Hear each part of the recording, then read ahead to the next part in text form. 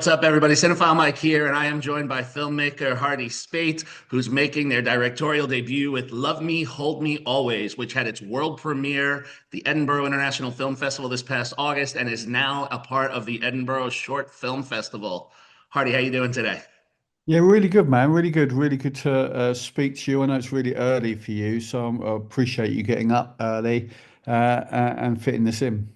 All good. So I want to start talking a little bit about your background. So you Yeah, spent some time as an assistant director before shifting now into directing your own did. projects. Yeah, How I did did. that experience shape your creative process and the kind of stories that you're drawn to telling now? It convinced me I didn't want to be an assistant director, and that it was far too grueling and not satisfying for me. So it drove me to get out of that. But I'd kind of drifted into it because I finished film school, and my wife was pregnant already with our first, and then we had four, not four others, three others. We had four kids in the space of my ADing career. So I was kind of like I got locked into it, you know. And although yeah, you're on set, so you're seeing some of the kind of the approaches of directors and how they might formally approach something and work with actors. It was, I think, my education of film has always been from watching and loving film, from being a cinephile. You know, so it was one of those things that actually detracted. It took so much energy, it took so much out of me. So it was, I had to drive to try and find my way out of the ADing ladder, which luckily I did by making a short film and then getting work as a junior director at a creative agency. And I started making adverts, and so it developed from there. Nice. And so let's talk about this one now. What Yeah. inspired this story of Love Me, Hold Me Always? And how would you describe the world and the emotions at its core? Yeah, I think it was originally inspired by I had this idea about children being torn apart through the care system. So I was really into this idea of love and family and how this system of the foster care, the way it's run, foster care, like can separate siblings. So there's a whole family that is suddenly torn apart and have to kind of struggle to find themselves again. So I just love the idea of love on the fringes, essentially, love under duress, love having to endure uh, the struggles of poverty and lack of care, essentially. So finding their own way to care for themselves. And that was the original inspiration, and I wrote a feature for that. And then I had to, because I met Iona Champain is her name, who plays Chrissie. I met her and I was bowled over by her because she had this kind of just extraordinary presence, but a wildness in her character and this quite androgynous look, which I really love from a lot of films that I've had, strong affection for, one of which was the Dardenne brothers Rosetta, which again was about it's ordeal cinema and it's about a girl having to endure against the odds. So it's that real struggle where life's grinding you down. I wanted to depict something like that now, and I feel like we've gone into a bit of a happy clappy phase in a lot of cinema now. Like everything has to be sweetened and made a little bit more what do I say, consumable. So I wanted to go back to trying to make something that actually was a bit of a hard watch. It wasn't easy because the lives aren't easy. Um, but then, yeah, so meeting Iona, I decided to boil that idea down to a girl getting out of prison, and all she's got is her phone, which is a lifeline to her mother, who she's searching for, but her mother never picks up. So it's this idea of seeking unconditional love in a loveless society. Essentially, that's what I was going for because I feel like there's a lot of noise as well nowadays about. I think everyone's trying to get everything right and they're making the right noise, but there's a lot of people that are falling through the cracks, and a lot of people that are missed. And I still feel like there's not enough being done for people living in poverty and in certain situations where their lives are so desperate and dire, you know, that they don't have many opportunities to rise above that. You know, it's really, really, really hard at the very, very bottom. So I kind of wanted to depict this girl who is seeking love. She seeks it in all the wrong places. She's essentially exploited as well. And I kind of found that interesting because I'm really interested in cognitive dissonance as well, the way we live our lives and project a society that is one thing, but actually there's another thing going on. And again, I feel like everyone's living their lives for themselves and occasionally going, we should do more for this, you know, and those things don't sometimes join up. So there's kind of like an inherent denial and exploitation of uh, of our relationship to the world. Yeah, our relationship to what would I say? Our relationship to inequality, unfairness. You know, we see it, we say it, but how deeply are we working with it? So I kind of really wanted to depict her trying to survive against the odds. She's exploited several times, but yet she endures. And it's kind of like that's what I really loved as well is this undying flame. And you had that in Rosetta by the Dardenne brothers. You had it also. I was watching the other day. Oh God, I've got. Oh, what was it called? Ah, I can't remember what it's called, but it reminded me as I was watching it of John Cassavetes' Woman Under the Influence. Have you seen Mhm. that? Yeah. Right. So, Woman Under the Influence, her endurance, her character, his endurance, where basically the life's oppressions, life's kind of biological factors, all the things that kind of create this sense of extreme struggle for her, and then the fact that she's being medicated, right? But yet love comes through, and that's what Cassavetes was huge on. He said, "All my films are about love." So looping all the way back down, I've been talking for ages now, but you said, "What's it about?" Actually, it's about love, right? And it's about love enduring, even in this brutal world where she's existing on the fringes and she's kind of encountering these exploitative characters. This flame in her that's seeking love and connection and meaning kind of endures. And I find that really powerful. Those kind of narratives, those kind of characters. Yeah. And Iona gives such, I'm going to talk about her a little bit because she just gives this.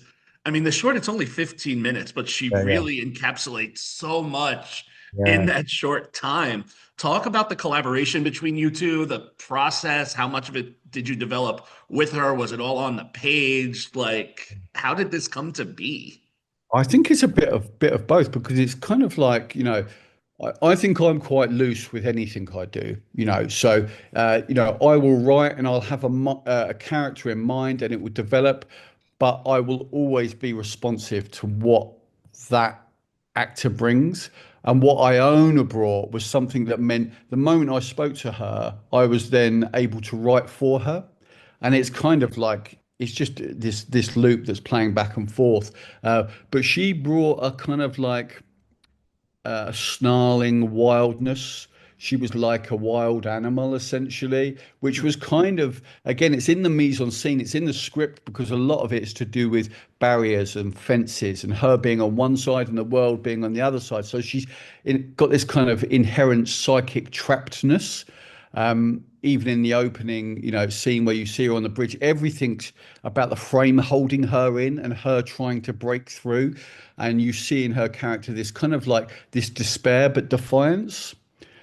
And it's a marrying of these kind of features of her personality.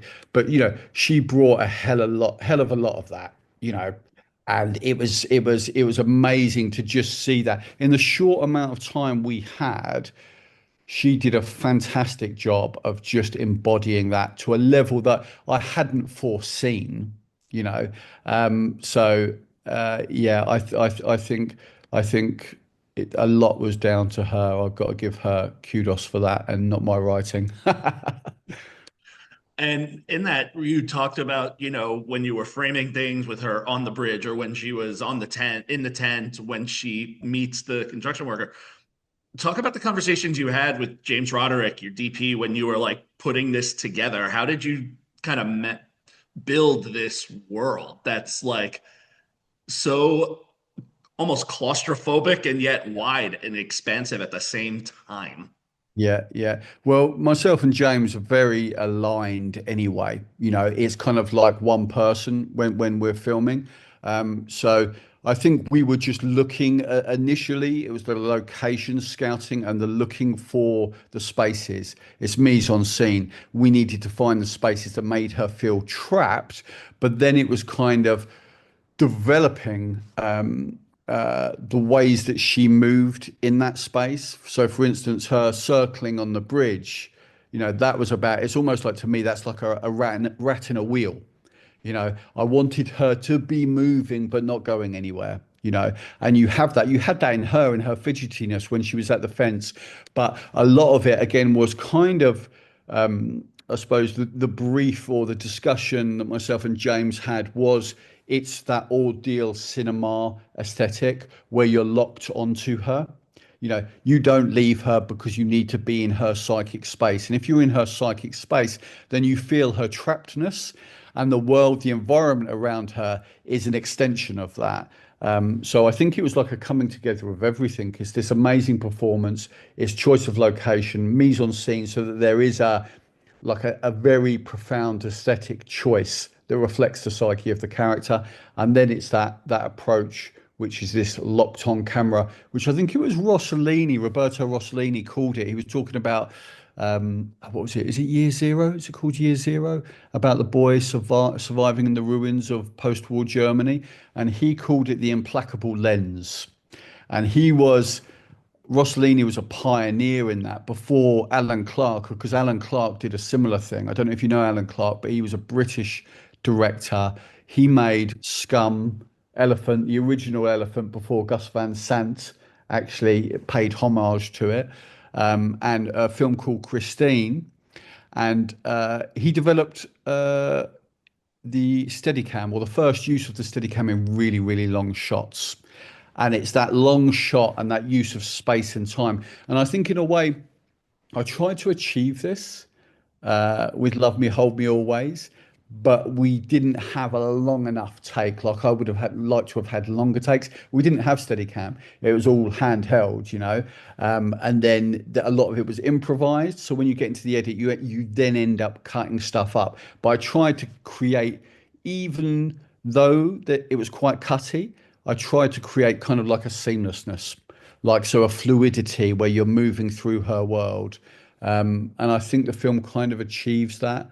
But yeah, I love this quote of the implacable lens. I love staying in a character's space and in their experience. Nice.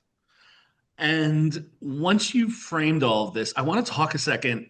Where did the ideas for the music come from? Because the score is unsettling, but in a good way, with some of the way that some of these moments are. So, could you talk a little bit about the inspiration for the score and how you worked with your composers? Yeah, again, super talented people who, you know, that they brought that, you know, they responded to the images, but what we were searching for was this idea of the bloodiness of nature.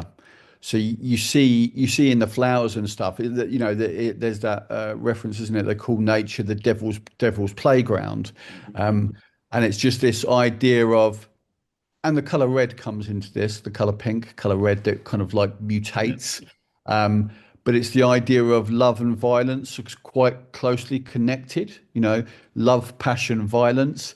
There's Mhm. this, and the music does that. So, like you said, it's got this kind of really unsettling, tremendous quality that feels fear drenched, but then it soars somewhere else.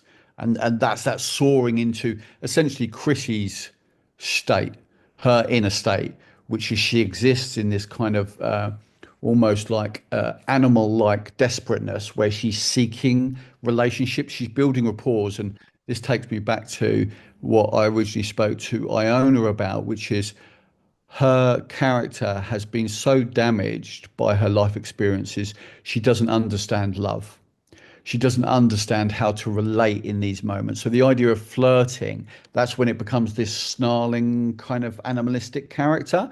Right. And I think the whole the music and the color pink and red is all about her nature trying to navigate this, you know, and it goes from something, yeah, really kind of despairing but full of want. Saul Bellow as well. Another influence in my thought process of this. Bellow, the novelist, said at the heart of every man is the want.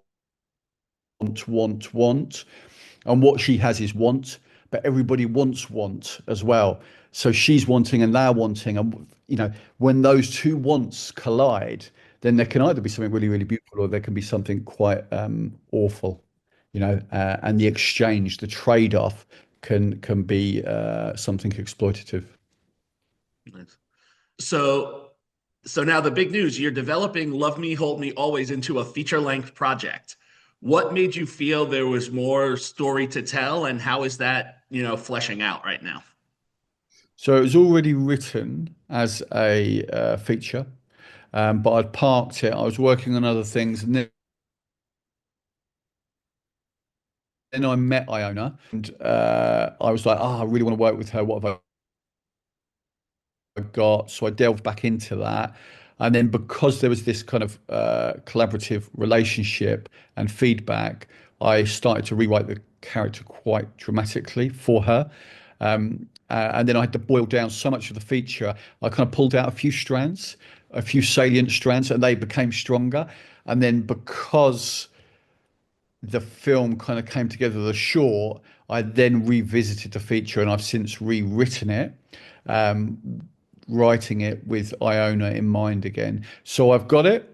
And I've got to get back into it because I'm on another project now. Problem is juggling too many things and with deadlines. So I've got another project called When All the Lights Went Out, which is about Port Talbot and the closing of the steel industries, and about two brothers who lose their father and have a crisis of masculinity in the shadow of the steelworks, and the death of masculinity is the broad scope of it. And they go in search of meaning, heroic significance, essentially. So I'm in that world at the moment. So I've got to pull myself out of that world and get back to Love Me, Hold Me Always. And so that kind of leads perfectly into my next question. So this is what I call my education moment when I have the chance to chat with, different filmmakers.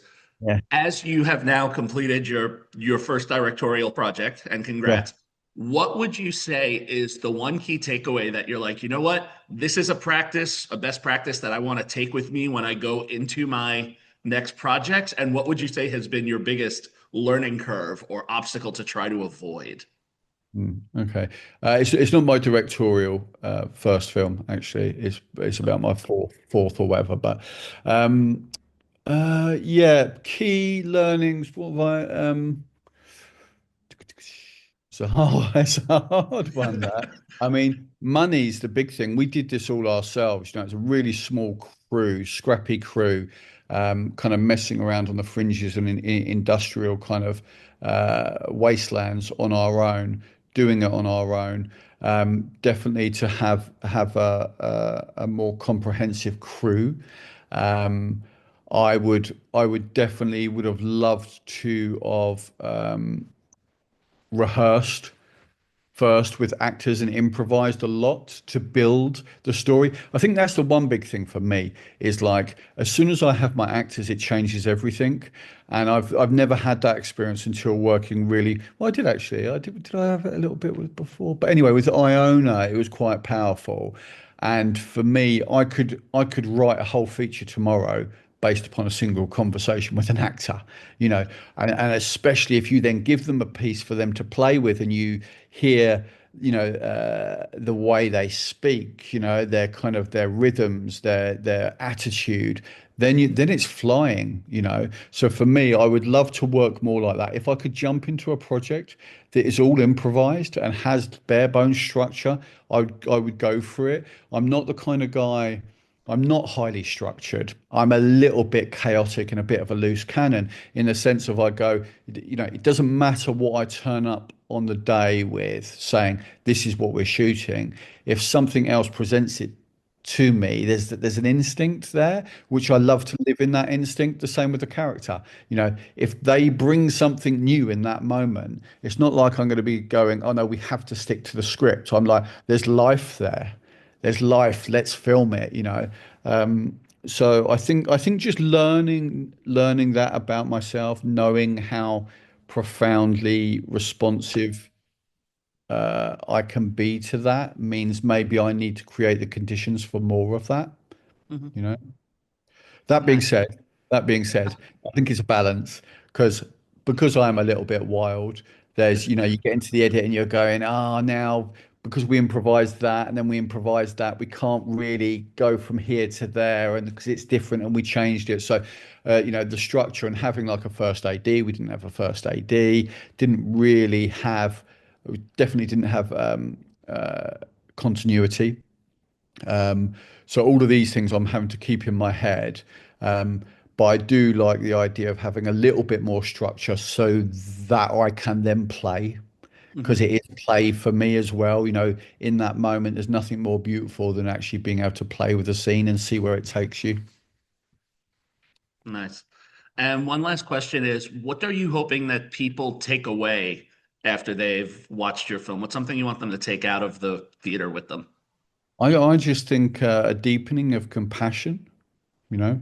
I think that's what I'd like. And for me, it's compassion for all people, all things, everywhere. Yeah. Well, Hardy, thank you so much for taking the time to chat with me. Congratulations on the film. It's a Thanks really very much. beautiful realized short, and I can't wait to see how it grows into the feature. I hope I get a first look when it's done. Amazing. Yeah, definitely, definitely. Really enjoyed chatting to you. So enjoy the festival tonight and all the best. Amazing. Top man. Thank you, buddy. See you later.